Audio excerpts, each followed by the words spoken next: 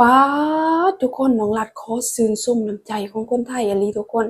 ก็คือคนไทยเพิ่นมีน้ำใจล้นเหลืออีหลีทุกคนโอ้โฮยอมรับเลยว่าประเทศไทยเพิ่นรักแพงกันอีหลีทุกคนสามัคคีทุกคนสามัคคีเป็นหนึ่งเลยคือน้องรัดไปเรือนเห็นคลิปนี้เนาะทุกคนก็คือรถเคนทุกคน600ตันเข้ามาช่วยเหลือตึกถล่มครั้งนี้ทุกคนก็คือยอมรับเลยว่าคนไทยเพิ่นรักแพงกันอีหลีทุกคน หักแพงแบ่งปันทุกคนก็คือน้องรัดไปเรียนเห็นคลิปนี้เนาะก็คือรถเคนเพิ่นมาซอยเหลือตึกถล่มทุกคนถ้าเป็นวันนะทุกคนมูลค่า500,000 บาททุกคน1 วันโอ้โฮยอมรับเลยว่าคนไทยเพิ่นใจใหญ่ใจถึงอะลีทุกคนแล้วก็มีความสามัคคีกันทุกคนมายกให้ฟรีๆเลยทุกคนโอ้โฮนับถือน้ำใจของคนไทยอีหลีทุกคน ไปเบิ่งไปชมนำกันเลยว่าหน่วยงานหยังแหน่ทุกคนที่เขาไปช่วยเหลือหรือว่าจะมีอ่าหน่วยงานต่างๆทุกคนเขามาช่วยเหลือแบ่งปันกันเนาะไปเบิ่งไปชมพร้อมๆกันเลยสบายดียินดีต้อนรับเข้าสู่ช่องน้องรัตธิดา Channel เช่นเก่าเช่นเคยเนาะทุกคนมื้อนี้น้องรัฐมีคลิปดีๆมานำเสนอเนาะทุกคนนั่นก็คือเรื่องราวดีๆของคนไทยทุกคน โอ้โฮน้องหลายเห็นแล้วยังซื่นส้มเนาะทุกคนคนไทยเพิ่นมีน้ำใจล้นเหลือเลยทุกคนก็คือน้องนัดไปเรียนเห็นคลิปนี้เนาะบ่ว่าจะเป็นอ่ารถเคนทุกคน600ตันทุกคนที่เขามาช่วยเหลือตึกถล่มทุกคนโอ้โฮบอกเลยนะน้ำใจเพิ่นประเสริฐแรงอีหลีทุกคนก็คือมูลค่าเนาะวันหนึ่งของรถเคนทุกคนก็คือ500,000 บาททุกคน โอ้โฮแต่ว่าเพิ่นมายกให้ฟรีๆเลยทุกคนโอ้นับถือน้ำใจของเพิ่นอีหลีทุกคนก็คือคนไทยเพิ่นสามัคคีแบ่งปันกันอีหลีทุกคนโอ้โฮน้องหลายเห็นแล้วยังชื่นชมเนาะบ่ว่าจะเป็นหลายๆหน่วยงานทุกคนที่เขามาช่วยเหลือบ่ว่าจะเป็นทีมกู้ภัยหรือว่ามูลนิธิต่างๆทุกคนไปถึงฮอดภาครัฐเอกชนทุกคนรวมไปถึงประชาชนของคนไทยทุกคนที่เขามาช่วยเหลือทุกคน ก็คือคนไทยเพิ่นสามัคคีกันน่ะหลีทุกคนน้องหลายเห็นคลิปนี้ยังชื่นชมเนาะทุกคนที่เพิ่นมาช่วยเหลือทุกคนโอ้โฮยอมรับน้ำใจของเพิ่นน่ะหลีทุกคนก็คือรถเคน600ตันทุกคนมูลค่า1วัน500,000500,0001วัน500,000บาททุกคนบ่แม่นเรื่องธรรมดาทุกคนก็คือแบบ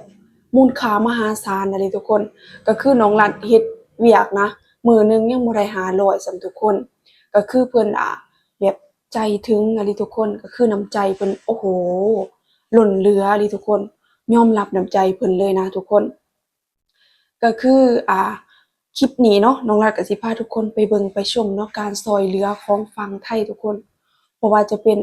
ผู้หลักผู้ใหญ่ทุกคนหรือว่ามูลนิธิต่างๆ ไปฮอดจอดถึงไปฮอดจอดถึงภาครัฐหรือว่าดารานักร้องนักแสดงทุกคนที่เขามาช่วยเหลือแบ่งปันเนาะทุกคนข้าวปลาอาหารฟรีทุกคน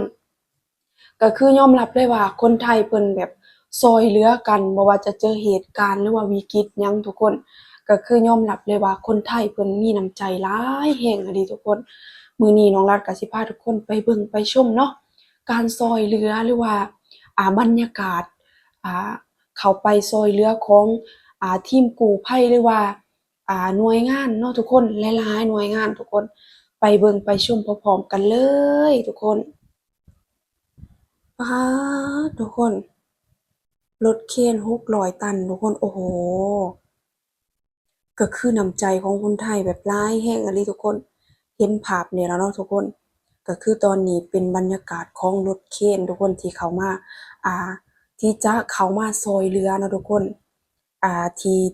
เหตุการณ์ตึกถล่มทุกคนโอ้โฮยอมรับน้ำใจของคนไทยเลยทุกคนก็คือรายได้ของรถเข็นนี่ทุกคน1มื้อเท่ากับ500,000กีบทุกคนโอ้โฮ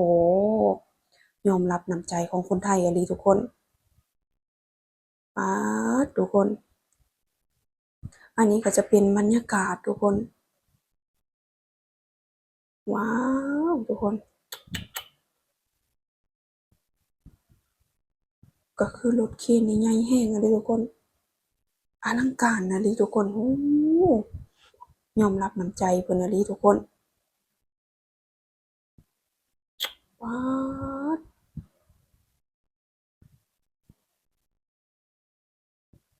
อื้อฮือ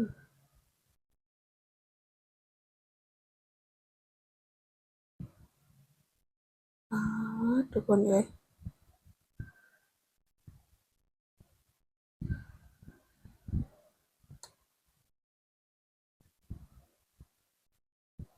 นี่เนาะรถเพิ่นก็กำลังเข้าในพื้นที่ทุกคน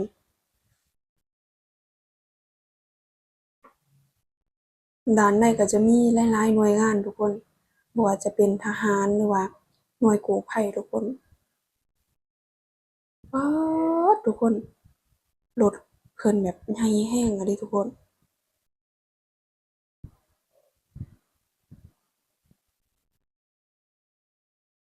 โอ้โฮทุกคนตอนนี้รถเพิ่นก็ได้เข้าไปในพื้นที่ทุกคนพื้นที่ตึกถล่มอะเนาะป๊าด น้องว่าต้องขอชื่นชมเพิ่นเนาะโอ้โฮทุกคนรถเข็นนี่ใหญ่แรงอะลิทุกคนป๊าด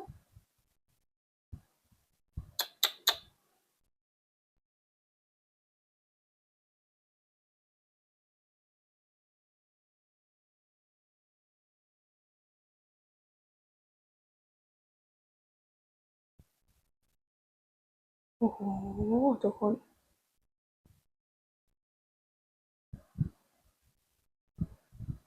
อันนี้คือบรรยากาศที่เพิ่นเข้าไปช่วยเหลือเนาะทุกคนเพิ่นใช้รถเข็นเพื่อยกเนาะทุกคนว้าว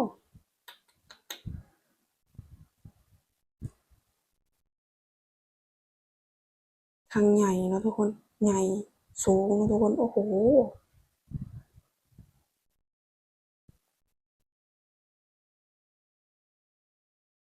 ป๊าดทุกคนเอ้ย จะมีหลายๆหน่วยงานเนาะทุกคนบ่ว่าจะเป็นนักร้องเนาะทุกคนโอ้โฮอ้ายก้อง ห้วยไร่ทุกคนที่เขามาช่วยเหลือเนาะทุกคนป๊าดทุกคนนับถือน้ำใจของคนไทยอีหลีทุกคนบ่ว่าจะเป็นนักร้องเนาะทุกคนนี่จะเป็นอ้ายก้อง ห้วยไร่ทุกคนเขามาช่วยเหลือบริจาคหรือว่าบริจาคนำข้าวปลาอาหารทุกคนโอ้โฮนนับถือน้ำใจของคนไทยอีหลีทุกคนก็คือคนไทยเพิ่นมีน้ำใจแบบ ล้นเรือนะทุกคนโอ้โหทุกคนนี่จะเป็นบรรยากาศเนาะอ่าเขาเจ้าลำเลียงนำอาหารเนาะทุกคนก็คือยอมรับเลยว่าคนไทยเพิ่นมีน้ำใจเนาะทุกคนบ่ว่าจะเป็นทีมทหารหรือว่าหน่วยกู้ภัยต่างๆทุกคนที่เขามาช่วยเหลือในเหตุการณ์ครั้งนี้เนาะทุกคนเหตุการณ์เสียขวัญเนาะทุกคนระทึกขวัญทุกคนน้องอาก็ต้องขอแสดงความเสียใจกับญาติผู้เสียชีวิตเด้อทุกคน อันนี้จะมีทีมงานของทีมกู้ภัยหรือว่าอ่าหน่วยงานต่างๆทุกคนที่เขามาช่วยเหลือนี่จะเป็นบรรยากาศเนาะทุกคนโอ้โฮเพิ่นลำเลียงเนาะทุกคนบ่ว่าจะเป็นอ่าน้ำหรือว่าข้าวปลาอาหารทุกคนก็คือก็คือในงานนี้ก็คือฟรีเนาะทุกคนฟรีทุกอย่างทุกคนยอมรับน้ำใจของคนไทยอีหลีทุกคนน้องอะเห็นแล้วยังชื่นชมเนาะทุกคน บรรยากาศเนาะทุกคนที่เพิ่นเข้ามาช่วยเหลือกันทุกคนโอ้โฮน้ำใจของคนไทยทุกคนอันนี้ก็จะเป็นหน่วยงานที่เพิ่นเข้ามาช่วยเหลือกันเนาะทุกคนแล้วก็จะเป็นข้าวปลาอาหารฟรีทุกคนฟรีทุกอย่างนี่คือน้ำใจของคนไทยทุกคนโอ้โฮน้องรัฐเห็นแล้วยังอ่อนช้อนเนาะก็คืออึ้งเนาะทุกคนในน้ำใจของคนไทยทุกคนโอ้โฮเป็นอิหยังที่แบบเฮ็ดให้น้องรัฐแบบ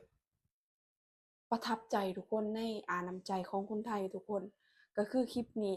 น้องรัฐก็ติดตามข่าวมาหลายมื้อหลายวันทุกคนก็คือเฮ็ดให้เห็นเลยว่าคนไทยเพิ่นช่วยเหลือกันน่ะลิทุกคนบ่ว่าจะเป็นประชาชนหรือว่า พนักงานทุกคนภาครัฐก็คือเพิ่นช่วยเหลือกันแบบโอ้โฮแบบทั่วถึงอะลีทุกคนน้ำใจคนไทยบ่มีวันแห้งทุกคนก็คือเพิ่นช่วยเหลือกันอะลีทุกคนนี่แหละคือน้ำใจของคนไทยทุกคนเห็นแล้วยังปลาบปลื้มใจเนาะทุกคนโอ้โฮยอมรับเลยว่าคนไทยเพิ่นแบบสุดยอดอะลีทุกคน โอ้โฮทุกคนยอมรับเลยว่าคนไทยเพิ่นแบบช่วยเหลือกันหลายแรงอีหลีทุกคนก็คือเห็นคลิปนี้แล้วยังอ่าอึ้งเนาะน้องรัฐยังอึ้งว่าคนไทยเพิ่นมีน้ำใจหลายแรงอีหลีทุกคนก็คือเห็นหลายๆหน่วยงานบ่ว่าเจ้าหน้าที่ทหารตำรวจทุกคนที่เข้ามาในพื้นที่ที่ช่วยเหลือกันทุกคนน้องรัฐเห็นคลิปนี้แล้วยังชื่นชมทุกคนโอ้โฮนี่คือประเทศไทยทุกคน นี่แหละคือประเทศไทยเพิ่นมีน้ำใจที่อาจจะช่วยเหลือเพื่อนมนุษย์ซึ่งกันและกันทุกคนบ่ว่าจะวิกฤตหยังก็ตามแต่ทุกคนบ่ว่าจะน้ำท่วมแผ่นดินไหวคนไทยเพิ่นพร้อมที่จะช่วยเหลืออ่าพร้อมที่ช่วยเหลือแล้วก็มือรับเนาะคนที่ประสบภัยทุกคนนี่แหละคือคนไทยเพิ่นมีน้ำใจอะลีทุกคนเอาล่ะเนาะทุกคนสำหรับคลิปนี้น้องรักก็สิขอจบเพียงส่ำนี้เด้อทุกคน ฝากทุกคนกดติดตามกดไลค์เพื่อเป็นกำลังใจในการเฮ็ดคลิปของน้องรัดเด้อทุกคนสำหรับคลิปนี้ขอตัวลาไปก่อนเด้อทุกคนบ๊ายบาย